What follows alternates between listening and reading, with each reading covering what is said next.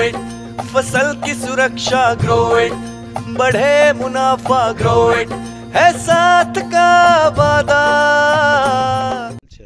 आपको क्या करना है, इसको ऐसे सूरज के पास में ऐसे करके देखना है। अपने लोकल मल्च डाल दिया यहाँ पे, तो जो ये मल्चिंग है, अब इसमें से क्या होगा, किरणें आर पार अंदर मिट्टी में जाएंगी। अपन क्या करते हैं, अपन माइक्रोन में जाके बोलते हैं कि भाई 25 माइक्रोन दे दे, 30 माइक्रोन दे दे, और जबकि अपने पास मीटर भी नहीं है। नमस्कार किसान मित्रों, आज हम शिमला मिर्च के प्लॉट पे आए हैं। ये सुंदरेल गांव में धार जिले के अंदर पड़ता है। तो जैसे कि आप देख पा रहे हैं, यहाँ पे इन किसान ने जो शिमला मिर्च की है वो इस मल्चिंग पे की हुई है। मल्चिंग पे करने से फ़ायदा क्या होता है मैं आपको समझाता हूँ। जैसे ये मल्चिंग लगी हुई है ना, अब यहाँ पे क्या होगा, अगर आप इसको बिना मल्चिंग के करेंगे, समझ लीजिए यहाँ पे सूरज की किरणें डायरेक्ट मिट्टी के कांटेक्ट में आ रही हैं।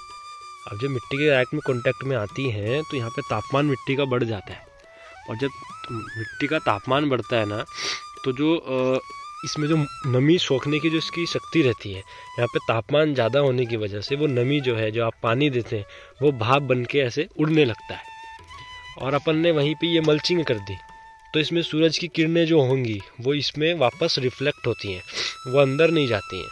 वो अंदर नहीं जाएंगी तो यहाँ पे तापमान अंदर अच्छा बनता है। जो जड़ों के पास में जो तापमान है वो अच्छा बनता है, तो उससे नमी अच्छी बनती है।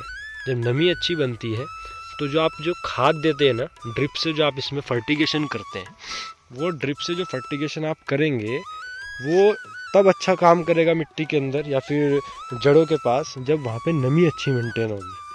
और जैसे आपने नमी अच्छी मेंटेन की तो आपका फर्टिगेशन जो आपने की वो भी प्रॉपर मिलेगी। तो उससे क्या होगा, जो जड़ें हैं, जो वाइट रूट्स होती हैं, वो आपकी वाइट रूट्स बहुत ज़्यादा आएंगी और वो अच्छे से पोषक तत्वों को सोख पाएंगे। जैसे आप देख रहे हैं ना, ये वाइट रूट्स हैं।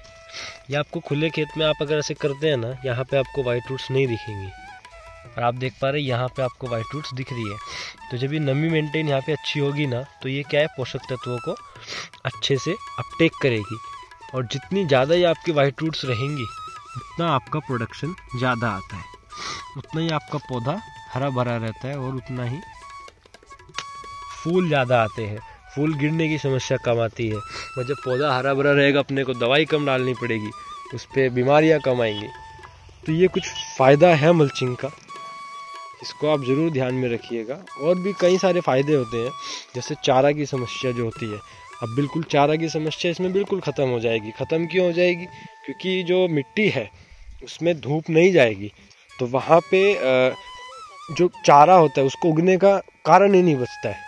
वो कब चारा कब उगता है, जब मिट्टी के अंदर धूप की किरणें पड़े और वहाँ पे जो उसके बीज पड़े रहते हैं वो उसमें जर्मिनेशन हो। तो जब अपन मल्चिंग लगा देते हैं तो वहाँ पे चारे की समस्या भी नहीं आती। किसान भाइयों, अब मैं आपको फ़र्क समझाऊंगा कि जो लोकल मल्च रहती है और ग्रोइट की मल्च में क्या फ़र्क होता है।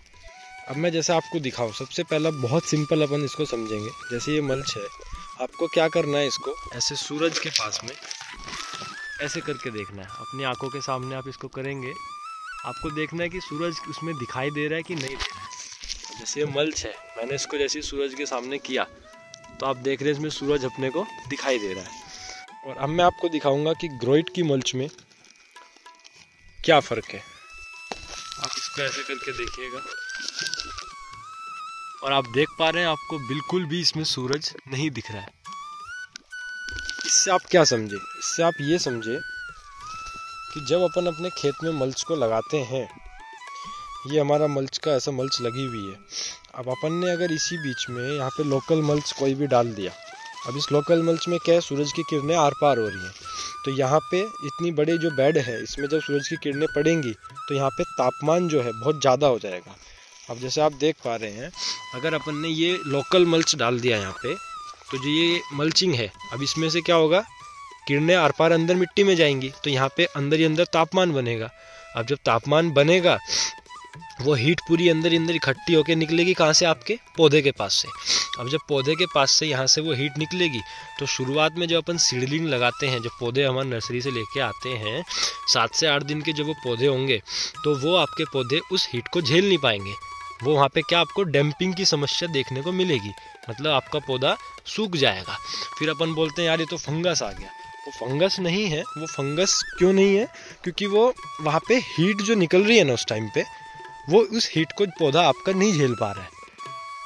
तो वो हीट को कम करने के लिए या उसको हटाने के लिए, वो समस्या को समाधान करने के लिए तो क्या करते हैं अपन अच्छी क्वालिटी का मल्च यूज़ करते हैं। जैसे मैंने आपको दिखाया ग्रोइट का मल्च है, इसमें लाइट सूरज की किरणें आर पार नहीं होती। अब जब यहाँ पे सूरज की किरणें आर पार नहीं होंगी तो क्या होगा, यहाँ पे तापमान अच्छा बनेगा, मतलब किरणें अंदर नहीं जाएंगी तो अंदर क्या होगा, अंधेरा रहेगा, तापमान अच्छा बनेगा। तापमान अच्छा बनेगा तो नमी अच्छी बनेगी, और जब नमी अच्छी बनेगी फिर आप जो फर्टिगेशन करेंगे, जो खाद डालेंगे, खाद आपका बराबर मिट्टी में रहेगा। उससे क्या होगा, फिर जो वाइट रूट्स होती हैं, जैसे आप देखते हैं ये वाइट रूट्स होती हैं, ये वाइट रूट्स आपकी उस खाद को सोखती हैं और नमी को भी बराबर सोखती हैं, और इनकी जो वाइट रूट्स की संख्या होती है ना, वो बहुत ज़्यादा बढ़ जाती है। उससे क्या होता है, उससे ये होता है जब आपका पौधा की जड़ें अच्छी होंगी, नींव अच्छी होगी, तो जाहिर सी बात है आपका पौधा भी बहुत अच्छा होगा। और जब पौधा अच्छा होगा तो जाहिर सी बात है फूल अच्छे आएंगे। फूल आएंगे तो वो फूल गिरेंगे नहीं, और वो आपका जो फल है उसमें वो बनेंगे। जैसे मिर्ची का पौधा है तो मिर्ची ज़्यादा लगेंगी, टमाटर है तो टमाटर ज़्यादा लगेंगे। तो इस तरीके से ये काम करता है। लोकल मल्च में और अपनी ग्रोइट की मल्च में क्या फ़र्क है वो आप समझ पाए होंगे। तो जब भी आप कभी भी मल्च लगाएं तो ये चीज़ आप ध्यान रखें कि जो मल्च आप खरीद रहे हैं उसमें सूरज की किरणें आर पार ना हो, क्योंकि जो मिर्ची और टमाटर की जो फसलें हैं इसमें मेन अपने को प्रोडक्शन चाहिए होता है। और प्रोडक्शन ध्यान में रखते हुए तो आप इसमें बिल्कुल भी संकोच ना करें कि भाई मैं सस्ता मल्च लगा लूँ या हल्की क्वालिटी का मल्च लगा लूँ, एक सीज़न की बात है, ऐसा नहीं होता। अच्छी क्वालिटी का मल्च लगाएंगे तो आपको डेफिनेटली अच्छे रिजल्ट्स मिलेंगे। तो इसी चीज़ को आप समझे होंगे। मेरा जो प्रयास था समझाने का कि मल्चिंग देखते वक्त क्या मल्चिंग में देखना चाहिए, कैसे उसको खरीदना चाहिए, आप सबसे पहले ये देख सकते हैं। तो किसान मित्रों, अब मैं एक बहुत महत्वपूर्ण विषय पर बात करूंगा कि ये जो आपको माइक्रोन में जो मल्च आती है उसमें किस तरीके से अपने को क्या देख के लेना चाहिए। सिंपल सी बात है, देखिए आप किसान हैं, आपको क्या मतलब होना चाहिए, आप दुकान पे गए, भाई आप दुकान वाले को बोले भाई मैं 3 महीने की फसल लगा रहा हूँ, जैसे या 6 महीने की मिर्ची टमाटर लगा रहा हूँ, तो तू ऐसी मल्च दे दे जो मेरा टमाटर मिर्ची जब तक खेत में रहे तो वो मल्च मेरे खेत में रहनी चाहिए, वो फटे ना। अपन क्या करते हैं, अपन माइक्रोन में जाके बोलते हैं कि भाई 25 माइक्रोन दे दे, 30 माइक्रोन दे दे, और जबकि अपने पास मीटर भी नहीं है। अपन मीटर थोड़ी है अपने पास कि अपन उसको नाप लेंगे भाई कितने माइक्रोन इसने दिया है, 30 का प्रिंट है तो क्या ये 30 माइक्रोन है, 25 का प्रिंट है तो क्या 25 माइक्रोन है। ऐसा नहीं होता है। उसमें 25 का प्रिंट रहेगा पर आपको कितनी माइक्रोन आएगी, हद से 17-18 माइक्रोन आएगी। तो अब उसका क्या रिजल्ट होगा, अपन ने लगाई सोच के कि भाई बढ़िया चलेगी, टमाटर मिर्ची की फसल लगाई, अब वो बीच फसल पूरी भी नहीं हुई, बीच में मल्च फट गई, तब समझ आई यार ये तो माइक्रोन से तो कुछ नहीं समझा ना अपने को। तो बहुत सिंपल है, अपन ने ये सब चीज़ें जो किसान का जो शोषण हो रहा था माइक्रोन को लेके वो पूरा हटा दिया है। अपन किस नए कॉन्सेप्ट के साथ आए हैं मैं आपको वो समझाऊंगा। आप देखिए, अब अपन ने बहुत सिंपल किया है, जैसे तरबूज की अपन फसल लगाते हैं तो तरबूज के लिए हमने स्पेशल एक तरबूज के लिए मेलन मल्च बना दी है। ये हमारी तरबूज की मल्च है। अब अपन बात करें कि भाई ग्रो 3 है, ये 3 महीने की फसल के लिए है। ग्रो 3 मतलब 3 महीने की फसल। भाई किसान को 3 महीने की फसल लगानी है, सिंपल जाके कहेगा मेरे को 3 महीने वाली मल्च दे दे। ये हमारी ग्रो 6 मल्च है, ये 6 महीने के लिए। अब किसान को चाहिए भाई मैं टमाटर मिर्ची लगा रहा हूँ, 6 महीने तक मेरी फसल जाएगी, तो ये अपन वो जाके बोलेगा कि मेरे को 6 महीने वाली दे दे, तो ग्रो 6 दे दे।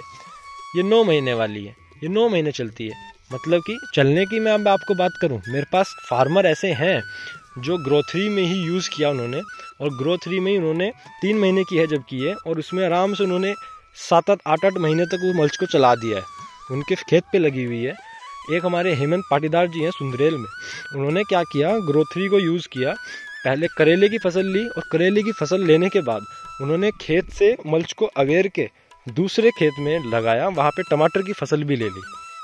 तो मतलब आप समझ पा रहे हैं कि क्या क्वालिटी अपन दे रहे हैं और किस तरीके से अपन इसको डील करते हैं। तो कभी भी मल्च लेने जाएं तो ये हमेशा ध्यान रखें कि अपने को फसल के हिसाब से मल्च लेनी है, ना कि माइक्रोन के हिसाब से। तो ये था कुछ आज मल्चिंग को लेके, आशा करता हूँ आपको समझ आया होगा। धन्यवाद। Grow it, we help you grow.